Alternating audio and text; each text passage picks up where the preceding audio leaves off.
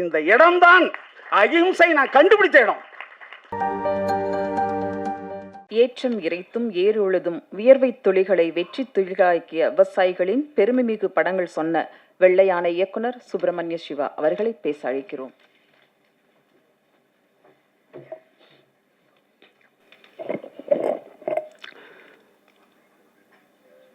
அன்பாலான அனைவருக்கும் வணக்கம்.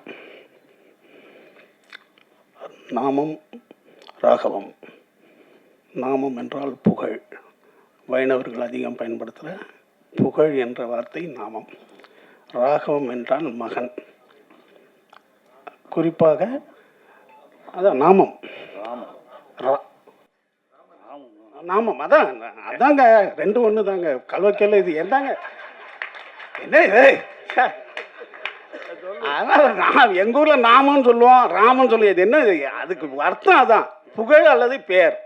ராகவம்னா மகன். குறிப்பாக ராகவனுடைய மகனை ராகவம் அப்படின்னு சொல்லுவாங்க. இது ஒரு இது.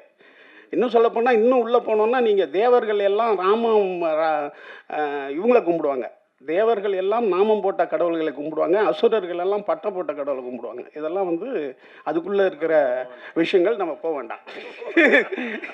சரி, என்னன்னா, இந்த அப்பா மகன் உறவு இருக்கு இல்லையா, நீங்கள் தாயா யார் வேணாலும் வாழ்ந்துடலாம்.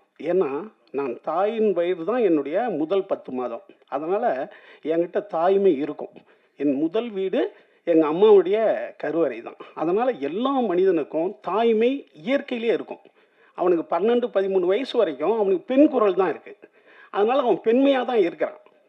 அதனால் ஒரு மனிதன் தாயை விரும்புவதோ தாயாக வாழ்வதோ என்றது இயற்கையிலே அவனுக்கு இருக்குது. ஆனால் ஒரு தந்தையாக மாறுறது இருக்கு இல்லைங்களா, அது மாபெரும் தவம். அவ்வளோ சீக்கிரம் நீங்கள் அந்த கருணையான இடத்த நீங்கள் அடையிறதுங்கிறது மிகப்பெரிய ஒரு தவம். அது குறிப்பாக உங்கள் முகம் 40 வயசு பிறகு உங்கள் தந்தை முகமாக மாறும். இப்போ நான்லாம் என்னுடைய அம்மா முகம் உள்ளவன். சின்ன வயசில் என்னை சின்ன வயசில் எங்கே போனாலும் அமிர்தவள்ளி பையனான்னு தான் கேட்பாங்க. ஏன்னா என் முகம் எங்கள் அம்மா முகமாக தான் இருந்தது. அந்த 40 வயது போக போக என்ன வடிவேல் பையனான்னு கேட்க ஆரம்பிச்சிட்டாங்க. அப்போ அந்த 40 வயதுக்கு பிறகு தந்தை முகம் மாறும் பாருங்க உங்களுக்கு. அது மாபெரும் ஒரு சொல்ல முடியாத ஒரு இது.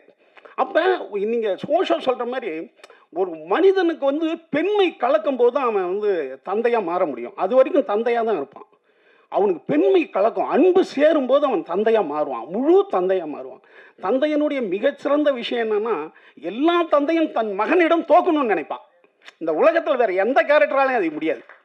எல்லா தந்தையும் தன் மகனிடம் தோக்கிறதுக்கு ஆசைப்படுவான். வேற யாருமே அதுக்கு ஆசைப்பட மாட்டாங்க. அதுதான் தந்தையினுடைய கேரக்டர். அதாவது தசரதன் சிறந்த மகனை பெற்ற தசரதனும் காட்டுக்கு போகும்போது அவ்வளோ வேதனைப்படுறான். தப்பான பசங்களை பெற்ற தருதராஷ்டிரம் அவ்வளோ கஷ்டப்படுறான். ஏன்னா சஞ்சீவன் கிட்ட எப்படி போர் நடக்குதுன்னு கேட்டு தெரிஞ்சுக்கிட்டே இருக்கான். அப்போ வாழ்நாள் பூரா தந்தைகள், நல்ல பிள்ளையை பெற்றவனும் சரி, சுமாரான பிள்ளையை பெற்றவனும் சரி, தந்தைகள் கஷ்டப்பட்டுக்கிட்டே இருக்காங்க, தன் பிள்ளை ஜெயிச்சிட மாட்டானா அப்படின்ட்டு. ஆனால் சில தந்தைகள் என்ன பண்ணிடுவாங்கன்னா, மாபெரும் வெற்றி அடைந்து மகன்களுக்கு தொல்லை கொடுத்துருவாங்க. மகன் அவன் அளவுக்கு ஜெயிக்கவே முடியாது. பெரிய வெற்றி அடைந்த தந்தையினுடைய மகனுடைய சோகம் என்னன்னா, அவன் தந்தையை ஜெயிக்கவே முடியாத ஒரு காலகட்டமும் இருக்கு. ஆனால் ஜெயிக்கலாம், நல்ல பேர் எடுத்து ஜெயிக்கலாம். எப்படி ஒரு தந்தைக்கு இப்படி ஒரு மகன்டான் அந்த பேரை கெடுக்காம சிறந்த வார்த்தைகள், சிறந்த பண்பு, சிறந்த சமுதாய துண்டு இப்படி செஞ்சு மிகச்சிறந்த பேர் எடுக்கலாம். அவன் வாழ்க்கையில் வெற்றி அடைஞ்சது அப்பா பண்ணிட்டாரு. இவன் பேர் எடுத்து கொடுத்துடலாம், பேர் எடுக்கும் பிள்ளையா இருக்கலாம். அப்படியாக இந்த அப்பா பையனுடைய கதை மிகச்சிறந்த படமாக நிச்சயமாக இருக்கும்னு நான் நம்புகிறேன். குறிப்பாக காந்தி சுயசரிதை எழுத சொல்கிறாங்க காந்தியை. அவர் என்ன சொல்கிறாரு, தெற்காசியாவில் இது வரைக்கும் சுயசரிதை யாருமே எழுதலை, நான் தான் எழுதணும். ஆனால் இந்த சுயசரிதை என்பது என்ன அப்படின்னு காந்தி முன்னோர்கள் எழுதுறாரு. தன் புகழை பாடுவது. ஒரு சுயசரிதையில் என்ன இருக்கும்னா, நான் அதை பண்ணேன், இதை கிழிச்சேன், அதை பண்ணேன், இதை பண்ணேன்றது தான் சுயசரிதை. அது எனக்கு கூச்சமாக இருக்குன்னு காந்தி சொல்லிட்டு பின்னால் என்னன்னு சொல்கிறாருன்னா, என்னுடைய சத்தியங்களை, உண்மைகளை நான் எழுதுறேன்னு தான் இந்த புத்தகத்தை ஆரம்பிக்கிறாரு. அதில் ஒரு அற்புதமான காட்சி இருக்குங்க. இது வரைக்கும் நீங்கள் வந்து சத்திய சோதனையை ரொம்ப சீரியஸான புக்குன்னு நினைப்பீங்க. அது ரொம்ப காமெடி புக்கு.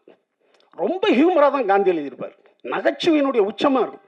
அதில் ரொம்ப மனசை வருடும் ஒரு காட்சி இருக்குது, தந்தை மகன் காட்சி. காந்திக்கு 14 வயசு இருக்கும். அவர் வந்து நிறையா சின்ன சின்ன தவறுகள் பண்ண ஆரம்பிப்பார். பீடி அவருக்கு தெரியும், அவங்க அப்பாவுக்கு தெரியாமல் குடிப்பார். புலால், அதாவது அவங்க வந்து வைஷ்ணவராக இருக்கிறதால அவங்க வந்து நான்வெஜ் சாப்பிடக்கூடாது, தெரியாமல் நான்வெஜ் சாப்பிடுவார். அப்புறம் வந்து திருடுவார். இந்த மாதிரி நிறையா விஷயம் பண்ணிகிட்டு இருப்பார். ஆனால் அவங்க அப்பா படுத்த படுக்கையாக தான் இருப்பார் அப்போல்லாம். அந்த 14 வயசில் அவங்க வீட்டில் ராமாயணம், துளசிதாரசனுடைய ராமாயணத்தை ஒருத்தர் வந்து டெய்லி காலையிலையும் சாயங்காலம் படிப்பார். இப்போ காந்தி வந்து அவங்க அப்பாவுக்கு கால் அமைக்க விட்டுக்கிட்டே அந்த ராமாயணத்தை கேட்டுக்கிட்டே இருப்பார். அந்த ராமாயணத்தில் ஒரு மிகச்சிறந்த மகன் ராமனை பற்றி டெய்லி கேட்குறாரு. ஆனால் இவர் டெய்லி தப்பு பண்ணுறாரு காந்தி. இவருக்கு என்ன தோணிரும்னா, ஐயோ டெய்லி இவ்வளோ ஒரு சிறந்த மனிதனுடைய கதையை கேட்குறோம், மகனுடைய கதையை, ஆனால் நம்ம தப்பு பண்ணுறோமேனு இவர் கில்ட்டி ஆகி அவங்க அப்பாக்கிட்ட சொல்கிறதுக்கு பயமாக இருக்கும். அப்போ அவங்க அப்பாவுக்கு அந்த வீட்டில் இருந்தே ஒரு கடிதம் எழுதுவார். அதான் காட்சி. அவங்க அப்பாவுக்கு ஒரு கடிதம் எழுதுவார். அன்புள்ள அப்பாவுக்கு, இந்த மாதிரி நான் டெய்லி ராமாயணம் கேட்குறேன், மிகச்சிறந்த ஒரு மகனுடைய கதையாக இருக்குது, ஆனால் டெய்லி நான் தப்பு பண்ணுறேன், உங்கள்கிட்ட பொய் சொல்கிறேன், நான் வந்து புலால் உண்றேன், நான் வந்து திருடுறேன், ஆனால் எனக்கு உங்கள்கிட்ட சொல்கிறதுக்கு பயமாக இருக்குன்னு ஒரு கடிதம் எழுதி போஸ்ட் பண்ணுவார். போஸ்ட் பண்ணால் ஒரு நாள் கழித்து அவங்க அப்பாவுக்கு அந்த கடிதம் வரும். காந்தியினுடைய அப்பாவுக்கு யாருக்கிட்ட இருந்து வருதுன்னு பார்ப்பார். பார்த்தா காந்தி, மோகன்தாஸ் கரம்சந்த் காந்தி பையன்கிட்டே இருந்து, என்ன வீட்டிலே இருந்து எதுக்கு நம்மகிட்ட கடிதம் எழுதியிருக்கான்ட்டு அதை படிக்கிறதுக்கு முன்னாடி அவனை கூப்பிடுவார் காந்தியை. 14 வயசு பையன் அந்த ரூமில் வந்து நிற்பான். இப்போ அவன் எதற்கு அந்த லெட்டரை பிரிப்பார். பிரித்து காந்தியினுடைய அப்பா அதை அப்படியே மனசுக்குள்ளே படிப்பார். அவன் மூளையில் நின்றுக்கிட்டே இருப்பான் காந்தி. அப்படியே படிச்சுக்கிட்டே இருக்கிறவர். இப்போ காந்திக்கு என்னன்னா, இந்த தவறெல்லாம் நம்ம எழுதிட்டோம், அப்பா கூப்பிட்டு நம்மளை அடிக்க போகிறாருன்றது தான் அவருடைய எண்ணமாக இருக்கும்.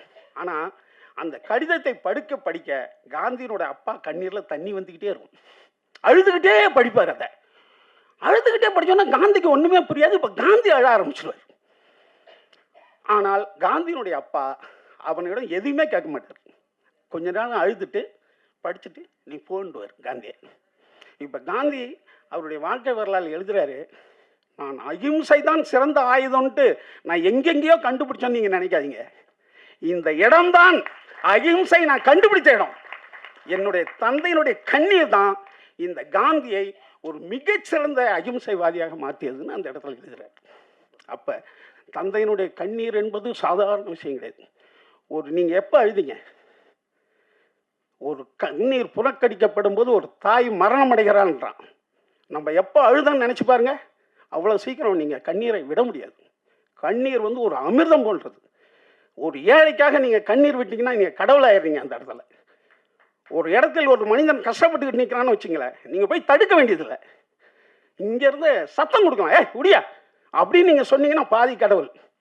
சரி, சத்தம் போடுறதுக்கு உங்களுக்கு பயமாக இருக்கு, அவன் உங்களை வந்து அடிப்பான். மனசால் நினைங்க, இந்த இடம் நல்லா சரியாயிடணுன்ட்டு. கால் கடவுள் நீங்கள் போய் இறங்கி தடுத்துட்டீங்கன்னா முழு கடவுள். ஒரு மனிதனுக்கு ஒரு அநியாயம் நடக்கும்போது விட்டுட்டு வந்துடக்கூடாது. ஆனால் இருக்கிற சூழ்நிலையில் நம்ம அப்படி இருப்போம். அது என்ன பண்ணுறது, கால சூழ்நிலை. அப்போ ஒரு தந்தையினுடைய மனது என்பது ஒரு கடவுளினுடைய மனது. அந்த கடவுள் மாதிரி நீங்கள் வாழணுன்னா ஒரு முழு தந்தையாகணும். அடுத்து இந்த படம் மாபெரும் வெற்றிடம். புது டைரக்டர் தன்ராஜ் மாபெரும், அவர் நல்லா நடிச்சிருக்காரு. அண்ணன் எங்களுக்கெல்லாம் தம்பி அண்ணன் கூப்பிட்டாலும் அவர் தம்பி ராமையானாலும் எங்களுக்கெல்லாம் அண்ணன் தான். நிறையா பேசுவார் அண்ணன். ஆக மொத்தம் இந்த படத்தில் நடித்த ஒவ்வொருத்தவங்களுக்கும் என்னுடைய அன்பான வாழ்த்துக்கள். இதில் உள்ள டெக்னீஷியன், அவர் புது ப்ரொடியூசரு, துபாயிலேருந்து வந்திருக்காரு. அவர் நிறையா படம் பண்ணி நிறையா பேரை அவர் தந்தையாக இருக்கணும், நிறையா பேரையை வாழ வைக்கணும். இதுக்கு நீங்கள் எல்லாம் சேர்ந்து மிகச்சிறந்த ஒரு சப்போர்ட் பண்ணணும். கனியண்ணனை பற்றி நான் பேசவே இல்லைன்னு கோச்சிக்காதீங்க. ஏன்னா ஒரு சிறந்த மனிதனை பற்றி நிறையா பேசக்கூடாது. ஏன்னா உங்களுக்கே ஒரு சிறந்த மனிதன் தெரியும். ஏன்னா இந்த புகழ்த்து பேசுறது இருக்கு இல்லைங்களா, அதில் என்னன்னு கேட்டால் நமக்கு எதுவும் நம்மளை தெரியுமா, நானே ஒரு கடவுள், நான் எதுவும் கடவுளை புகழ்ந்து பேசணுன்ற நிலைமையில் கனியண்ணன்ற ஒரு மாபெரும் மனிதன்றதை உங்களுக்கு நான் சொல்லி தெரிய வேண்டியதில்லை. ஒவ்வொரு செயல்களிலும், ஒவ்வொரு வார்த்தைகளிலும், ஒவ்வொரு இதுலேயும் அவர்களுடைய ஒரு சிறந்த மனிதனை நான் பார்த்தது கிடையாது. அதனால தான் வந்து மீண்டும் மீண்டும் அவரை வந்து பெருசாக பேசுகிறதுக்கு எனக்கு மனசு வரல. ஏன்னா உங்கள் மனசுலேயும் அவர் சிறந்தவர்னு தெரியும். நன்றி, வணக்கம்.